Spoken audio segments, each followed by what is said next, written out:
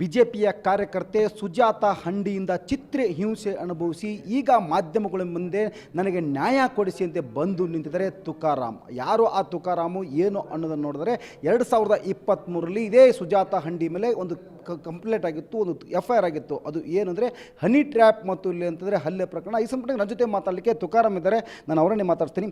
Sir, 2023 ಒಂದು ಘಟನೆ ಯಾವ ಮಟ್ಟಿಗೆ ತಮಗೆ ಚಿತ್ರಹಿಂಸೆ ಕೊಟ್ಟಿದ್ಲು ಸುಜಾತ?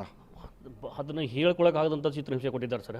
ಆದರೆ ಇವತ್ತದು ವಿಡಿಯೋ ಬೆಳಿಗ್ಗೆ ನಾನು ಮಾಧ್ಯಮ ನೋಡೋದು TV ನೋಡೋ ಟೈಮ್ದಲ್ಲಿ ಅದು ವಿಡಿಯೋ ಬಂದ ತಕ್ಷಣ ನನಗೆ ಜೀವನ ಬೇಡಪ್ಪ ಅನ್ನೋ ಮಟ್ಟಿಗೆ ಆಗಿದ್ದ. ಆ ಟೈಮ್ದಲ್ಲಿ ನನ್ನ ಸ್ನೇಹಿತರಾಗಲಿ ನನ್ನ ಎಲ್ಲರೂ ನಮ್ಮ ಸಂಬಂಧಿಕರು ಫೋನ್ ಹಚ್ಚಿ ಕೇಳ್ತಾ ಇದ್ದರು, ಏನದು ಹಿಂಗೆ ಅಂತ ಹೇಳಿದಾಗ ನನಗೆ ಜೀವನ ಬೇಡ ಅನ್ನೋ ಪರಿಸ್ಥಿತಿ ಒಳಗೆ ನಮ್ಗೆ ನಿತಿನ್ ಅವರು ನಮ್ಮ ಫ್ರೆಂಡ್ ಅವ್ರಿಗೆ ಫೋನ್ ಹಚ್ಚಿದ್ರು.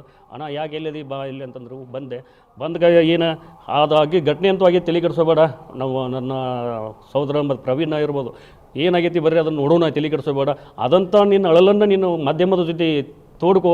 ಯಾಕಂದ್ರೆ ನೀ ಏನೋ ಸುಮ್ಮಿದ್ದಿ ಅಂತಂದ್ರೆ ಅದಂಥ ಘಟನೆ ಇನ್ನೂ ಮತ್ತೊಬ್ಬರಿಗೆ ಆಗ್ಬೋದು. ಇಂಥ ಘಟನೆಗಳು ಎಷ್ಟು ಮಾಡ್ಯಾರ ಗೊತ್ತಿರೋದಿಲ್ಲ ಅವರು. ಅದಕ್ಕೆ ನೀನು ಆದಂಥ ವಿಷಯಗಳನ್ನ ಮುಚ್ಚಿಡಬೇಡ, ಅದನ್ನು ವಿಷಯನ ಮಾಧ್ಯಮದವರಿಗೆ ತಿಳಿಸೋಣ.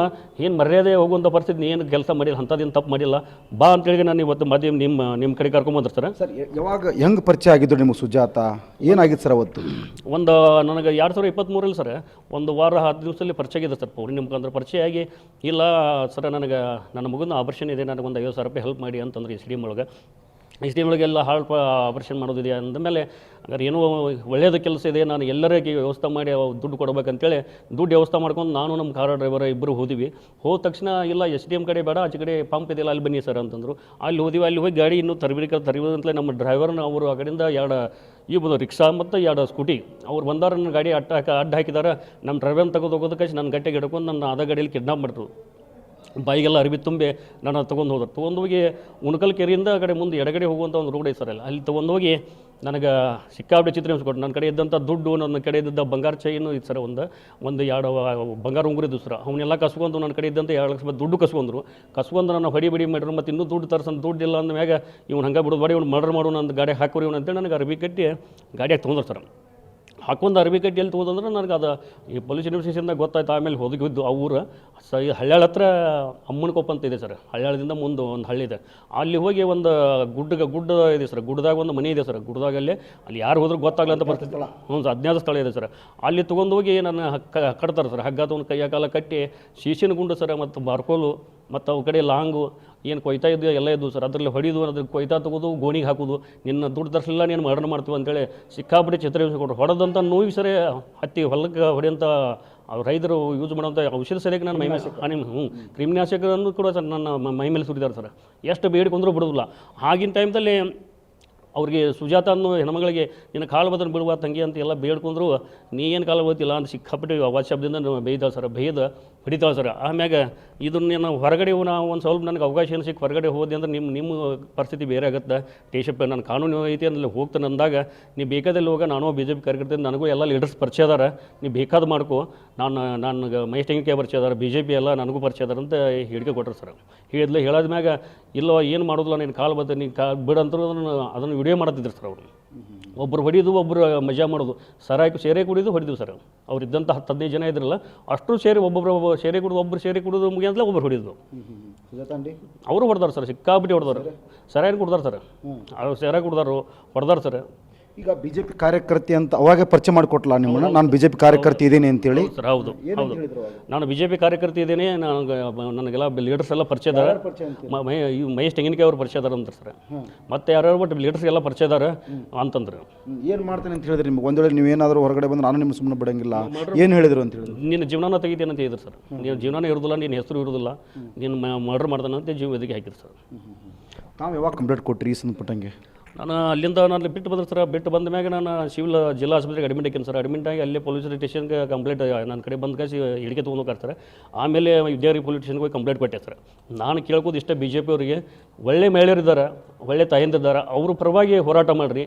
ಇಂಥ ಕೆಟ್ಟ ಕೆಲಸ ಮಾಡುವಂಥ ಮಹಿಳೆಯರಿಗೆ ಸಪೋರ್ಟ್ ಮಾಡಬೇಡ್ರಿ, ದಯಮಾಡಿ ಕೇಳ್ಕೊಳ್ಳೋದಷ್ಟೇ. ಇಂಥ ಕೆಲಸ ಮಾಡುವಂಥ ಮಹಿಳೆಯನ್ನ ಯಾವುದೋ BJP ಕಾರ್ಯಕರ್ತ ನಾವು BJP ಒಳಗೆ ಕೆಲಸ ಮಾಡಿದ್ದೀವಿ ಸರ್. BJP ಒಳಗೆ ತಾವು ಎಷ್ಟು ವರ್ಷಗಳ ಕೆಲಸ ಮಾಡಿರಿ? ಏನಂತಿದ್ರಿ BJP ಒಳಗೆ? ನಾನು ಯಾವುದೋ ಒಂದು ಹುದ್ದೆಗೆ ಆಸೆ ಪಟ್ಟಿಲ್ಲ ಸರ್. ನಾನು ಒಬ್ಬ ಸಾಮಾನ್ಯ ಸದಸ್ಯನಾಗಿ ನಾನು ಕೆಲಸ ಮಾಡಿದ್ದೀನಿ ಸರ್. ಎಷ್ಟು ವರ್ಷದಿಂದ ಕೆಲಸ ಮಾಡಿದ್ರು? ಸುಮಾರು 10-15 ವರ್ಷದಿಂದ ಮಾಡ್ಕೊಂಡು ಬಂದಿದ್ದೀನಿ ಸರ್. ಈಗ ನೀವು ಬಿ ಜೆ ಪಿ ಕಾರ್ಯಕರ್ತ, ಆ ಕಡೆ ಬಿ ಜೆ ಪಿ ಕಾರ್ಯಕರ್ತೆ, ನಮ್ಮ ಬಿ ಜೆ ಪಿ ಕಾರ್ಯಕರ್ತೆಗೆ ಅನ್ಯಾಯ ಆಗಿದೆ ಅಂತೇಳಿ ಬೀದಿಗಿಳಿದು ಹೋರಾಟ ಮಾಡ್ತಾರೆ. ಈಗ ನಿಮಗೆ ಮನಸೋ ಇಚ್ಛೆ ಹಲ್ಲೆ ಮಾಡಿದಾರೆ, ನೀವು ಅಪ್ಪ ಯವ್ವ ತಂಗಿ ಅಂತೇಳಿ ನೀವು ಮನವಿ ಮಾಡಿದ್ರಿ, ಕಾಲು ಬಿದ್ದಿರಿ, ತಮ್ಮ ಮರ್ಮಾಂಗಕ್ಕೂ ಒದಿತಾರ ಮತ್ತು ಬೆತ್ತಲೆ ಮಾಡ್ತಾರೆ.